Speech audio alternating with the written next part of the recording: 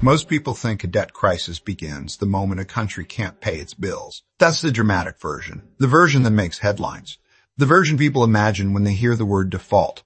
But that's usually not the first danger. The first danger is quieter than that. It doesn't arrive with a missed payment. It arrives with a government doing everything it can to avoid a missed payment. It arrives with policies designed to keep the machine moving, keep confidence alive, keep bond markets functioning, keep the appearance of stability intact.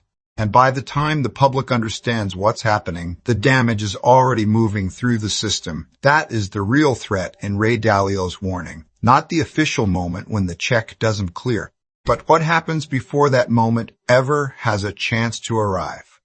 Because if the world's largest borrower is under pressure, the goal is not to tell you the system is broken. The goal is to make sure the system can still say it's functioning, to keep paying, to keep refinancing, to keep rolling the debt forward, to keep the structure standing just long enough that the public mistakes continuity for safety. And that is where the real story begins. The deeper question is not whether America can technically pay its debts tomorrow. The deeper question is what a country does when the debt is too large to handle comfortably, too politically difficult to reduce, honestly, too central to the financial system to let it fail, and too important to the global order to openly break.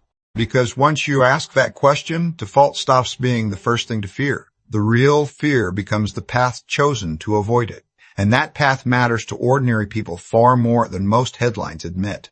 It matters to the retiree holding savings in what once felt safe. It matters to the worker whose paycheck rises more slowly than everything around him. It matters to the family that still believes being paid back means being protected. It matters to anyone trying to plan 5, 10, or 20 years into a future where the value of money itself may be doing more of the talking than any politician ever will. That's why this topic feels so uncomfortable, because the surface story sounds manageable. Governments have debt. They refinance debt. Central banks intervene, markets adjust, life goes on. But under that surface is a much harsher reality. A country does not have to default in the traditional sense to create a national loss of confidence. It does not have to miss payments to weaken the meaning of those payments. It does not have to announce a crisis for the public to slowly live inside one. And when that process starts, the pain is rarely distributed evenly. The people closest to the money creation process adapt first. The people closest to real assets adapt first. The people closest to policy adapt first. Everyone else usually realizes what changed after the prices have already moved, after the cost of living has already reset, after the sense of financial security has already been renegotiated in real time.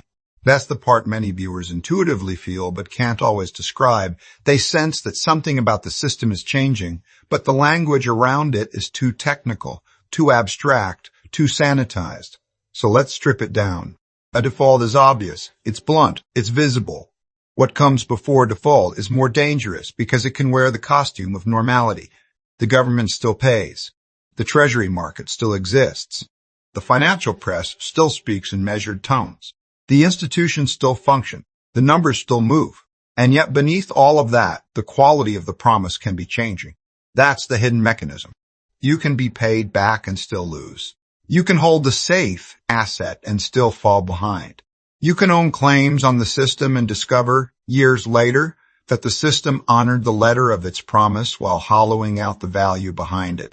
That is the difference between being repaid in nominal terms and being protected in real terms. And for most people, that distinction is everything. Because households don't live in nominal terms. They live on grocery bills. They live on rent. They live with car insurance. They live on college tuition, property taxes, utility bills, prescriptions, childcare, and the quiet monthly math that determines whether there is any room left to breathe. That's why the phrase "they'll pay" is not nearly as reassuring as it sounds. If a government is trapped between politically painful austerity, economically dangerous recession, and socially explosive instability, then the easiest path is often the one that looks least dramatic in the short run. Stretch things out. Suppress the pressure. Keep rates manageable if possible. Encourage demand for debt if possible. Change incentives. Redefine what counts as stability. And if the burden becomes too heavy, allow the adjustment to happen through the currency, through inflation, through negative real returns, through a slower erosion that feels survivable month to month, even when it is devastating decade to decade. This is why so many debt crises are misunderstood. People wait for the cinematic ending. What they should watch is the slow compromise that comes first, because the system doesn't wake up one day and choose chaos as its first option. It chooses postponement. It chooses dilution. It chooses managed pressure. It chooses the least politically explosive version of pain. And that pain often lands in the same places every time. Purchasing power, savings, long-term planning, and confidence. Confidence may be the most important part of all this. Not confidence in the emotional sense. Confidence in the financial sense. Confidence that bonds are still a reliable store of value. Confidence that dollars held today will meaningfully serve you tomorrow. Confidence that a retirement plan built in one monetary environment will still work in the next one. Confidence that hard work, prudent saving, and patience still connect to a stable outcome. Once that confidence starts to crack, behavior changes. Investors demand higher compensation. Borrowers feel pressure. Markets begin to signal stress in places most people never look. The conversation turns from growth to financing, from expansion to burden, from future opportunity to present preservation. And when that shift happens, the economy itself starts to change personality. This is where the story gets deeper. A debt problem is never just a debt problem. It becomes a political problem because every solution hurts someone. Cut spending and somebody loses support. Raise taxes and somebody loses income. Allow rates to stay high and somebody loses access to credit. Push too hard on money creation and everybody holding cash or fixed claims starts losing purchasing power. There is no clean answer, only competing forms of pain. And that is exactly why the period before default matters so much. It is the period when the country is still deciding who absorbs the damage. That decision may never be spoken plainly. It may come through policy language, central bank language, market language, but the outcome is real. If the adjustment comes through austerity, people feel it in jobs and services. If it comes through recession, they feel it in layoffs and bankruptcies. If it comes through inflation and currency weakness, they feel it in everyday life, in the shrinking power of each paycheck, in the strange frustration of technically making more but living worse. And for many Americans, that last version may be the most emotionally destabilizing of all, because it doesn't feel like one big event. It feels like the rules quietly stop working. You budget carefully, but the budget keeps moving. You save consistently, but the target keeps getting farther away. You avoid reckless speculation, but caution itself starts to feel like a penalty. That is when people begin to understand the real meaning of a system under pressure. Not when it collapses, when it begins to transfer strain silently. And history shows that countries with debt in their own currency often try very hard to avoid the embarrassment of outright default for exactly this reason. They still have other levers. They can influence rates. They can encourage domestic absorption of debt. They can reshape incentives inside banks and institutions. They can tolerate inflation above comfort levels. They can soften the burden in nominal terms, even while making the public absorb more of the burden in real terms. That's what makes the title so powerful. The real threat isn't default. It's what comes before it. Because what comes before it is the long negotiation between truth and appearance. Truth says the burden is too large. Appearance says everything is still under control. Truth says claims in the future are getting harder to honor cleanly. Appearance says payments are still being made. Truth says the system is shifting from wealth creation toward burden management.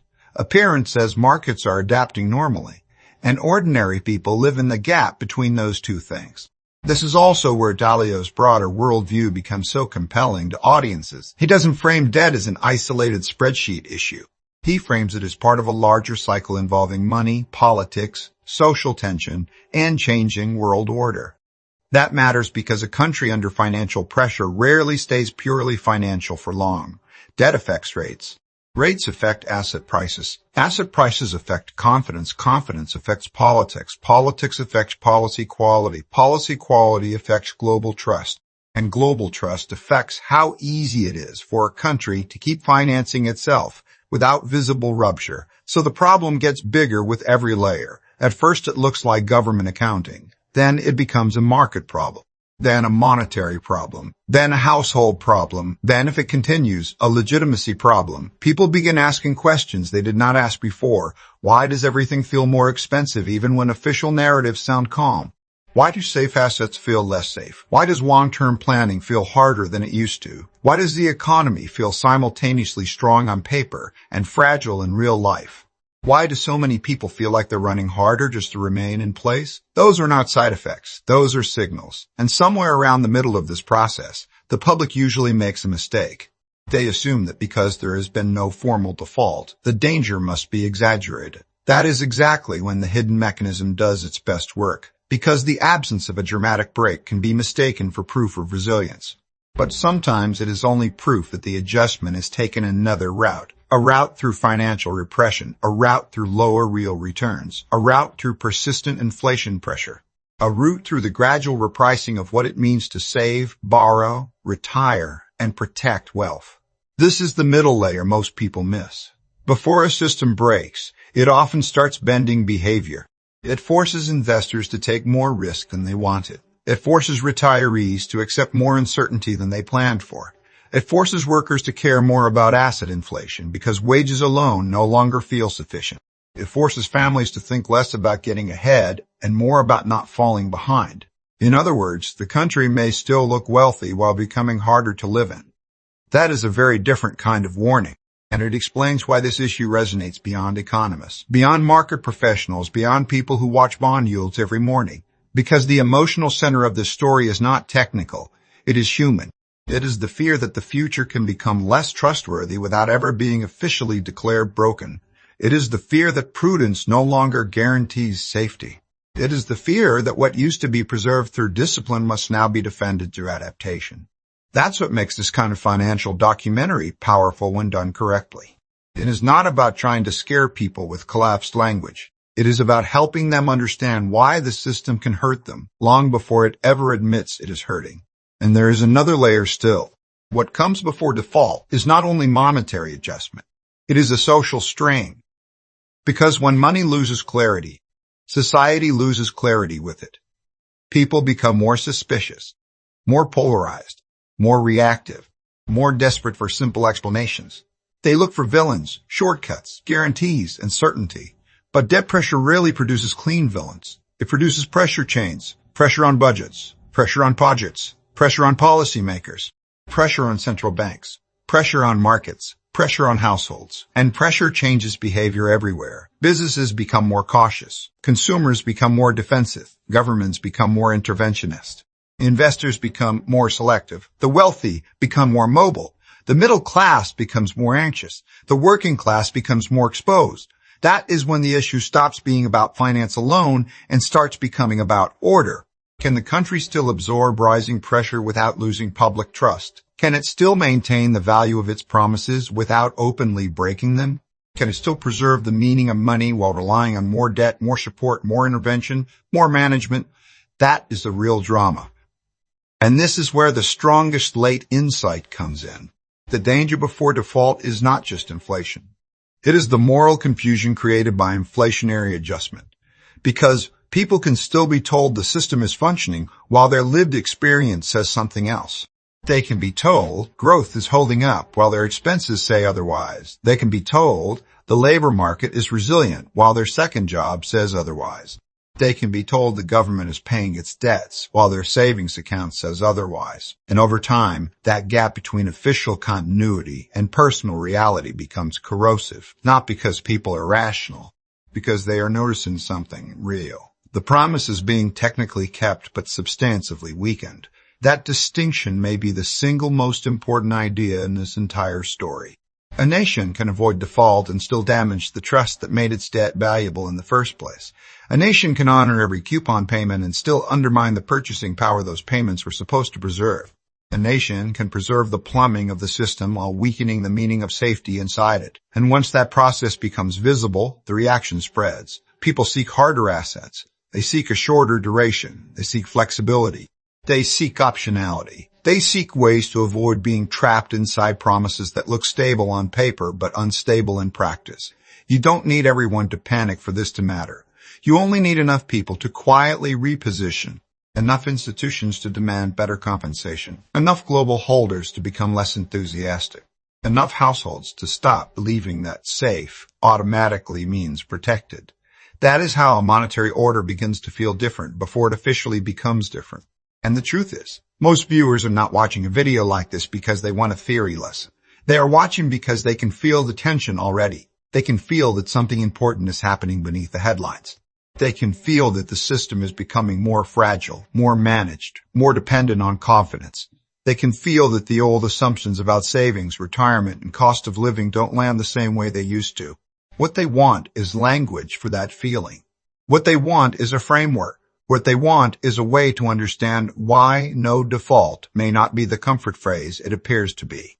And the answer is this: because the period before default is where the real redistribution can happen. It is where losses are socialized through inflation instead of announced through failure. It is where time is bought at the expense of purchasing power. It is where the burden is moved, not removed. It is where the system chooses survival first, even if that survival quietly changes the terms for everyone living inside it. That does not mean collapse is inevitable. It does not mean catastrophe is guaranteed. And it definitely does not mean viewers should reduce everything to fear.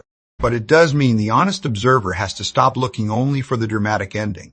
The smarter observer watches the quieter compromises, the changes in money quality, the strain in debt servicing, the pressure on real returns, the widening gap between asset owners and income earners, the policy choices that keep the structure standing but ask the public to absorb more of the adjustment over time. That is where the true signal lives. And that is why this message matters now. Because if you only prepare your thinking for the moment of default, you may miss the much longer period in which the system is already changing around you. The rules don't vanish overnight. They evolve under pressure. Safety gets redefined. Preservation gets harder. Normality becomes more expensive.